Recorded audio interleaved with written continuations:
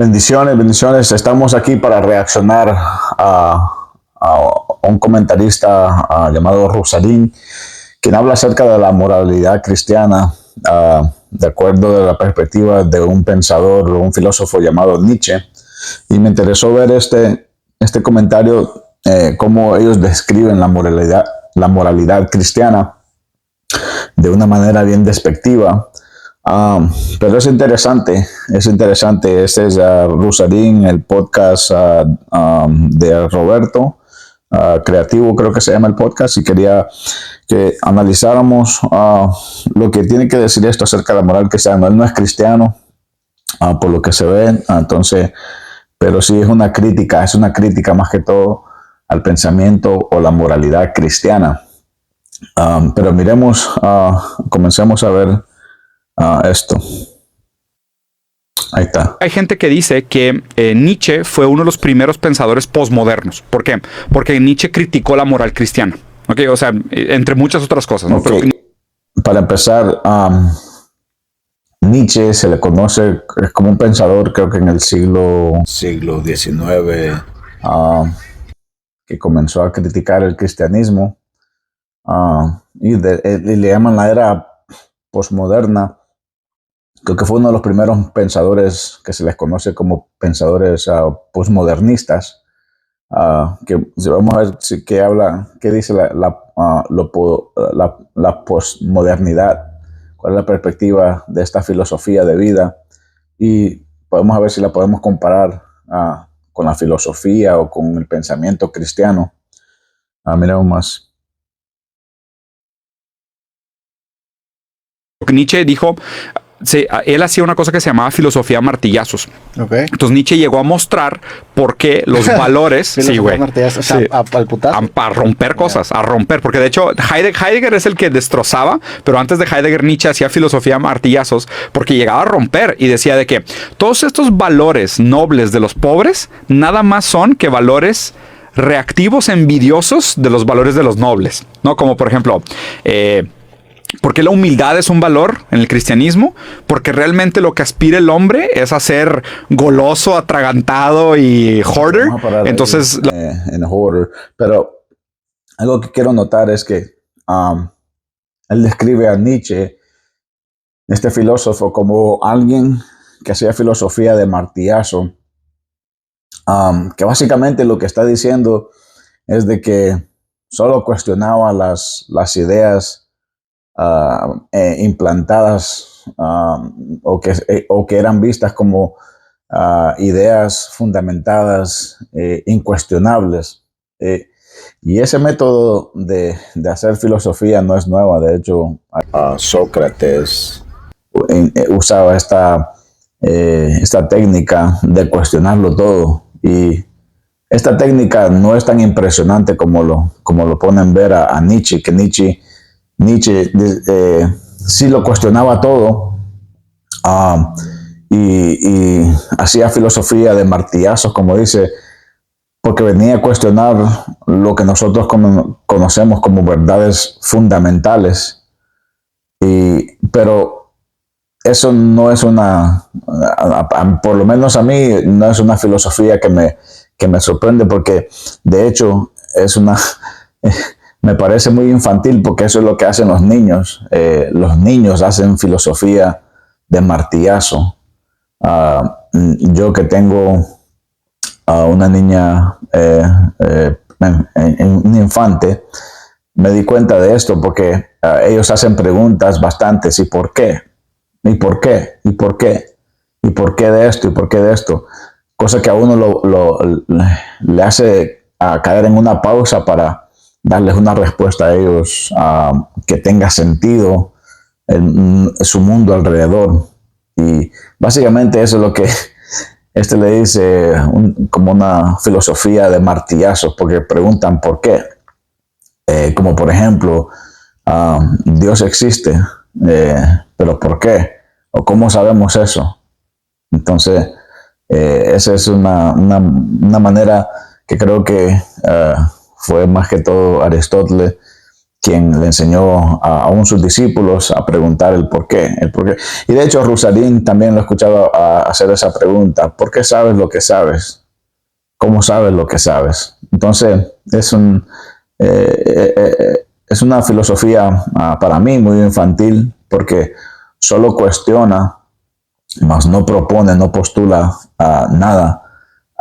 Y esa es la manera más fácil de hacer filosofía, solo cuestionar, derrumbar, porque todos nosotros sabemos que es más fácil destruir que construir. Y eso en todos los ámbitos de la vida, ya sea en la construcción, ya sea criticando la vida de una persona. Es más fácil de criticar, buscarle lo malo de una persona que halagarle sus cualidades personales de una persona. Eso para mí entonces para mí eso es lo que hacía Nietzsche.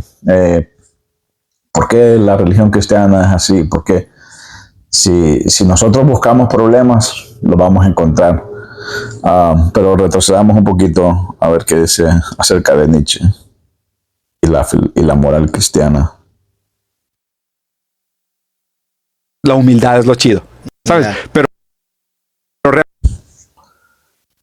realmente era formación reactiva, porque es como yo soy pobre y no puedo ser como el burgués, entonces voy a demonizar sus virtudes. Y formación reactiva, mis virtudes son las opuestas a las de ellos. Entonces Nietzsche vino a revelar... Vale, nunca había pensado eso. Sí, güey. Nietzsche vino a decir, la moral cristiana es pura hipocresía. Porque la moral cristiana nada más viene a que glorificar la envidia de los valores burgueses. Ok. Dice que básicamente que la moral cristiana es solo una envidia de los que están arriba, tal vez los que gozan de opulencia económica o poderes o lugares de poderes. En esta pareciera que fuera algo profundo, o que fuera algo así, o que tuviera algo de virtud esto, pero es interesante que básicamente lo que dice Nietzsche, o de acuerdo a Rusarín, que el cristianismo solo viene a ser de nuestras debilidades, hace una virtud. Y en cierta manera eso es lo que dice la Biblia. Dice que el apóstol Pablo dice que Dios se glorifica en mi debilidad. Pero creo que hay algo erróneo de cómo estos filósofos de posmodernos miran lo que es en verdad ser humilde, como lo compara aquí, que nosotros glorificamos, o que la moral cristiana glorifica la humildad, porque no tenemos otra opción más que ser humildes. Está interesante, pero sin embargo, como cristiano yo nunca crecí, y esto es una evidencia anecdotal, pero también les puedo dar ejemplos bíblicos, que yo nunca crecí con el pensamiento de que yo soy humilde, y porque soy humilde soy menor o inferior a alguien que está encima de mí, ya sea por poder, o ya sea por su economía. Al contrario, lo que un cristiano aprende es que la humildad es una virtud, no porque no hay otra manera de hacerlo, sino porque se nos enseña que nosotros tenemos dentro de nosotros un poder, un ser tan superior que solo se puede contrastar haciendo lo contrario a esa naturaleza. De hecho, a Jesús no se le puede acusar de ser humilde, porque no tenía otra opción. Que eso es lo que dice esta filosofía, que al no tener nosotros el poder de hacernos, agrandarnos, entonces hacemos una virtud o aplaudimos el ser humilde. Jesús dijo lo contrario de eso. Jesús dijo, hey, sean mansos como paloma, pero astutos como una serpiente. Eso es muy contrario a lo que está describiendo Rosalind y lo que decía Nietzsche. El filósofo también Jordan Peterson habla acerca de esto y dice que nosotros deberíamos de crear dentro de nosotros una bestia, un ser indomable, y después aprender a controlar esa bestia, por decirlo así. Que eso es lo mismo que Jesús dijo: hey, sean mansos como paloma, pero astutos como serpiente. En el mundo cristiano dicen: sé manso, pero no menso. Entonces, todas estas virtudes de las cuales supuestamente el cristianismo las convirtió en virtudes por debilidad, y las convertimos en fortalezas, es cierto, pero es que se requiere una fuerza, se requiere un poder mental, una fuerza espiritual para controlar lo que nosotros somos, porque a un cristiano se le enseña que nosotros somos reyes y sacerdotes, que nosotros somos hijos de Dios. Y cuando decimos que somos hijos de Dios, no es cualquier cosa, somos hijos de Dios en el sentido que nosotros fuimos adoptados por Dios. Por lo tanto, llevamos la mente de Cristo. Entonces, la razón por la cual el cristiano pareciera que hiciera una debilidad de lo que la gente pobre era pobre porque no tenía otra opción y lo hizo aparentar así, pero al contrario, la Biblia dice que nosotros estamos sentados en lugares celestiales con Cristo. O sea que ya sea la riqueza, ya sea la humildad, puede ser que hay cristianos que romantizan la pobreza o el hecho de no tener represalia o cuando tomar venganza cuando alguien te ofende, poner la otra mejilla. El mundo lo mira así como una debilidad y pareciera que nosotros lo convertimos en una fortaleza porque no tenemos otra opción, pero en realidad lo hacemos porque se requiere una fortaleza interior. Es al contrario. Cuando no le pago a alguien con la misma moneda, es porque yo sé de que es injusto, porque yo, sabiendo quién soy, es como que venga un niño y me pegue en la pierna, y sabiendo que ese niño yo le puedo pegar muy duro como represalia, tengo el derecho, tal vez en el mundo diría que sí, pero como yo soy tan grande, no lo voy a hacer. Eso se requiere, por eso se requiere templanza. Por eso el apóstol Pablo decía que la evidencia de tener al Espíritu Santo dentro de nosotros es el fruto de templanza, de autocontrol, que de hecho también es una de las virtudes del estoicismo. Entonces, es algo que nosotros controlamos dentro de nosotros.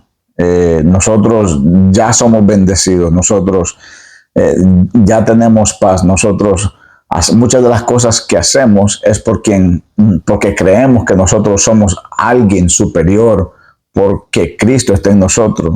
A Jesús no se le puede acusar de alguien humilde en la palabra, de ser frágil, de ser pobre o de ser dejado. Al contrario, Jesús lo mataron por falta de humildad. Él no romantizó la humildad como muchos creen. Él dijo: bienaventurados los humildes, sí, pero en su actitud, él muchas veces usó el yo. Yo soy la verdad, yo soy el alfa, yo soy el omega. Y le dijo a los fariseos: antes de Abraham, yo ya era, o yo soy. Queriéndole decir que él es superior aún a sus propios patriarcas. Entonces, de ninguna manera puede alguien decir que el cristianismo se basa en convertir nuestras debilidades en virtudes. No.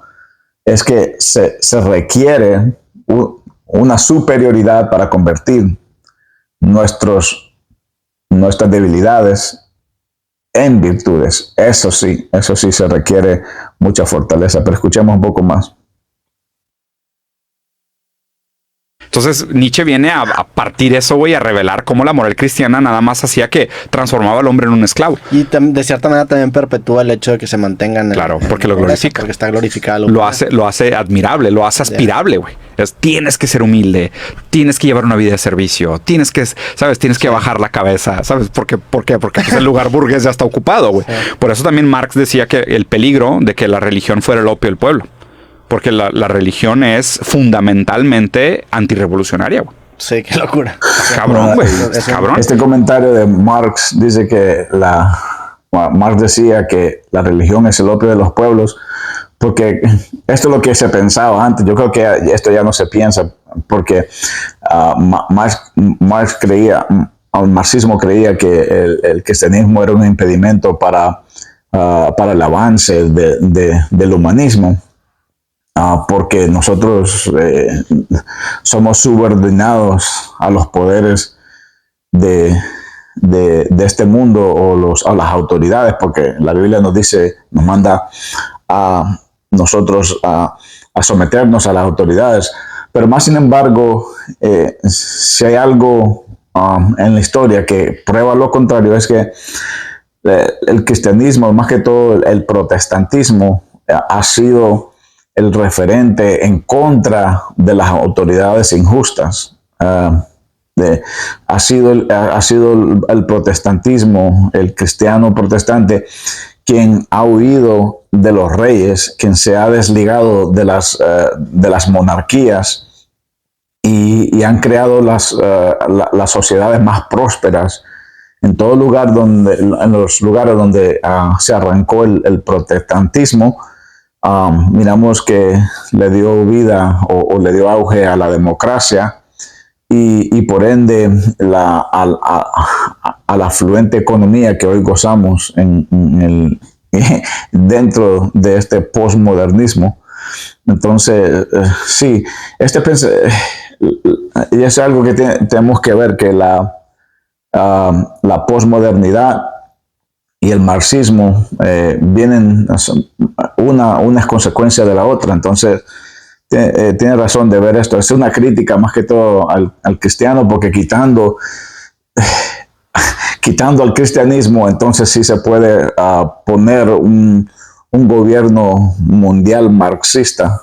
Entonces, claro que sí, ya sé de dónde viene este pensamiento. Pero miremos más.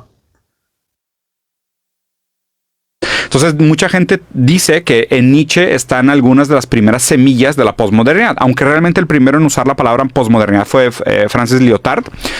Lo raro es que si Nietzsche hacía filosofía martillazos, que era solo romper, la metamodernidad viene a ser la filosofía del trueno. ¿Por qué? Porque el trueno rompe, ilumina, pero recarga de energía. Okay. Y la metamodernidad lo que quiere hacer es eso. Quiere romper, o sea, la premisa posmoderna, pero la quiere iluminar para mostrar, o sea, cómo se está haciendo ese rompimiento. Y le quiere dejar energía para que se mueva del lugar. La postura metamoderna no es tanto que la verdad sea una cosa, sino que la verdad es una dirección. Okay. Y la búsqueda del pensamiento metamoderno es pensar que existen verdades contingentes, históricas, ¿no? Entonces, en este momento hay una serie de categorías que describen la realidad, pero no son categorías trascendentales, son categorías contingentes. Entonces, funcionan ahorita, pero no son eternas, okay. No son universales. Deberíamos nosotros... Otra cosa de la posmodernidad que enseña acerca de la verdad, que la verdad, como dice Rosalind, es una dirección, y que y eso es algo intrínseco o importante para entender la posmodernidad, es que la posmodernidad enseña que no existe una verdad, que, como él dice, que todas las verdades son contingentes o que dependen de la época que se encontraba el ser humano en ese tiempo, dependiendo de lo que estaba pasando ahí. La verdad tenía otro significado, y es cierto, para el ser humano la verdad cambia, varía de época en época. El problema es que vino alguien a esta esfera del mundo que bajó de otra realidad para decirnos que la verdad no es contingente, no depende de tu perspectiva, que la verdad no es algo abstracto, que la verdad no cambia, sino que la verdad tiene nombre. Y ese hombre dijo, yo soy la verdad. O sea, la verdad está contingente a mí. Eso es lo que es contingente a mí, o sea, depende de mí. Y ese es Jesús. Jesús dijo, yo soy la verdad. Ningún ser humano que yo sepa ha proclamado estas palabras. Y no es que no las pueda proclamar, cualquiera las pueda proclamar con autoridad. Pero que alguien diga, yo soy la verdad, entonces hay que escucharlo y más que todo hay que pedirle evidencia de que Él es la verdad. Bueno, Él mostró pruebas de que Él era la verdad por todo lo que hizo. Y Él dijo una vez, Jesús dijo una vez, bueno, los judíos me piden señales para mí, para creer en mí, y los griegos me piden sabiduría. Entonces, lo que Él hizo, lo que Jesús hizo, fue lo imposible, que es morir y resucitar. Y con eso, por eso nosotros pensamos que la verdad no puede ser abstracto, no cambia a través de los tiempos, sino que fue comprobado hace 2000 años que la verdad es alguien, no es una dirección, como dice Rosalind, para el cristiano, no es la verdad, no es algo abstracto, no es una dirección, no cambia de tiempo en tiempo, sino que la verdad es alguien. Y ese alguien, como dice la Biblia, se hizo carne para venirnos a decir, yo soy el camino, yo soy la verdad y yo soy la vida. Esa es la diferencia de esto. Entonces, sí, Jesús proclamó que Él era la verdad y lo comprobó muriendo y resucitando. Pero escuchemos más. Nosotros de tener la constante capacidad crítica de reformular nuestras categorías para explicar el mundo. Sí. Esa es la premisa metamoderna. El estar en constante cambio en la manera en la que categorizamos el mundo. Entonces la posmodernidad supone una categorías fijas. No, la posmodernidad suponía que no habían categorías. Ok, ya. ¿Entiendes? La modernidad son categorías fijas, la posmodernidad no niega categoría. las categorías y ahora estas categorías cambiantes que te agregan una versión un poco menos diferida del Tesis, mundo. antítesis, síntesis. Sí. Está bien interesante esa forma de pensar porque también pues empieza a explicar muchísimos géneros que acaban surgiendo en temas como el entretenimiento con esta misma premisa. O sea, si hablas, por ejemplo, del podcast, pues el podcast es el hijo bastardo entre el videoblog y la televisión. Sí, o sea, totalmente. Tienes la tesis que es Bueno, este programa. hablemos un poco de las consecuencias del posmodernismo en nuestros días, porque como dice Rosalind y parece que convenció a Roberto que la verdad de la posmodernidad me enseña de que es contingente a la historia, pero quiero hablar un poquito de las consecuencias de lo que ha hecho el posmodernismo en nuestra sociedad. El problema de negar que existe una verdad es que llega a la conclusión las personas que si no existe la verdad, entonces de ahí es donde viene la frase mi verdad. Y esto ha tenido impactos severos en nuestra sociedad, donde miramos que mi verdad es lo que yo creo, mas sin embargo, lo que aprendimos en la era pasada del alumbramiento, donde se glorificó el método científico, ahora lo echamos a la basura, donde antes descifrábamos las cosas en el tiempo del alumbramiento a través del método científico para encontrar algo que es probable. Pero ahora con el posmodernismo miramos que aún la biología está siendo cuestionada, como el movimiento transgénero, donde ahora no sabemos qué es una mujer, porque la mujer lo define la propia persona en sí, en cómo se autopercibe. Todo esto viene del pensamiento marxista, donde mi verdad es la verdad, y no puede ser así. Miramos que si la posmodernidad cuestiona las virtudes del cristianismo, porque nosotros decimos que somos humildes, porque no tenemos otra opción, y si esa es una debilidad, o sea que si glorificamos nosotros la posmodernidad dice que nosotros glorificamos nuestras debilidades y hacemos una virtud de ellas, pero ¿qué ha causado la posmodernidad?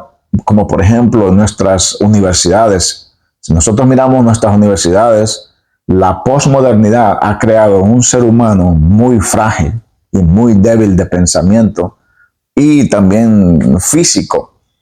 Porque vamos a las universidades y las universidades hasta tienen espacios seguros, les dicen, espacios seguros donde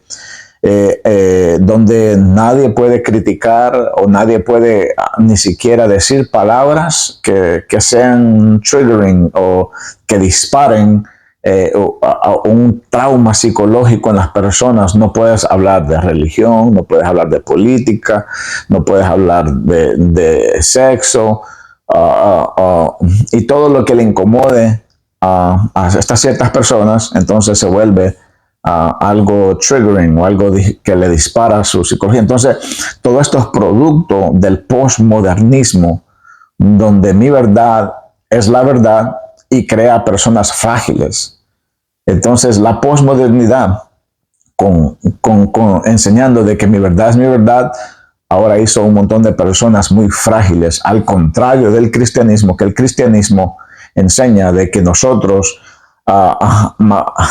tenemos el espíritu de templanza, el espíritu de Dios que produce el fruto, templanza, que hace de que el hombre, quien yo soy en Cristo, que tengo la mente de Cristo, que soy un hijo de Dios, que soy un rey, que soy un sacerdote, que se me ha dado a mí las llaves y las puertas del infierno no prevalecerán contra mí. Todo eso yo lo tengo que someter a Cristo y autocontrolarme para no actuar como actuaría cualquier persona cuando se le ofende, cuando se le calumnia. Lo dicen en inglés, take the high ground, convertirme en el hombre más grande, en decir, yo no voy a actuar, no voy a reaccionar a las provocaciones, porque se necesita una fuerza interior enorme para no reaccionar a nuestros instintos humanos. Pero yo creo que con eso es suficiente. Es interesante la postura de Nietzsche. No es sorprendente para mí, porque solo me recuerda a un niño que pregunta ¿por qué?